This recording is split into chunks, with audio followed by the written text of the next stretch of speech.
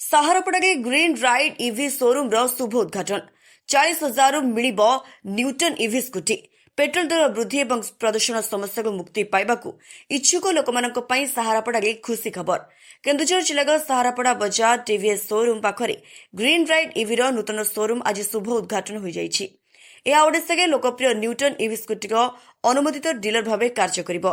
Showroom owner पीके प्रीतिकांत महांत और तांको पत्नी प्रियंका महांत तत्वावधान में आयोजित ए उद्घाटन उत्सव में मुख्य अतिथि भाव प्रहलाद महांत जोगदे फीता काटी शोरूम शुभ उद्घाटन करथिले।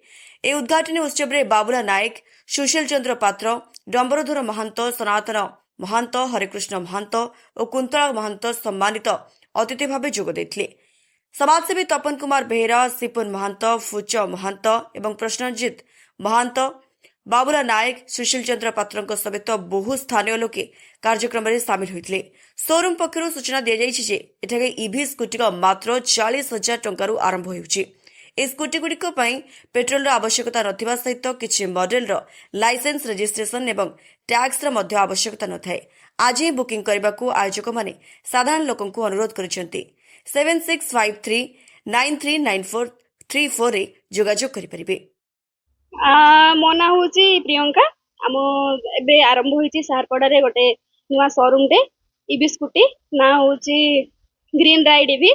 तो यहाँ हूँ ओडिशा मैन्युफैक्चरिंग। तो आम सुलभ मूल्य दौचु। आमर स्टार्टिंग प्राइस हूँ 40,000 रु लक्षे जाए अच्छी। सर्विसिंग आम सब प्रकार दौचु। माने बैटेरी तो आमर जाऊँगी जदि आप लिथियम बैटेरी नेबे ताले 60-70 किलोमीटर जाउची। नॉर्मल बैटेरी आपनकर 40 किलोमीटर जाउची। हां फाइनेंस फैसिलिटी भी अछि। हमर फाइनेंस होची बजाज फाइनेंस रु भी हे परिबो। आउ सेटा तो नॉर्मल आपन जदि बेसी टेम्परेचर माने जदि बेसी चार्ज कर देबे कि कोन सेटा तो ब्लास्ट बाटा सुनिश्चित। सेतरे किछि नाही। जदि आपन ठीक ठाक रखिए सेमति लिथियम बैटेरी तो सेमति किछि प्रॉब्लम नाही।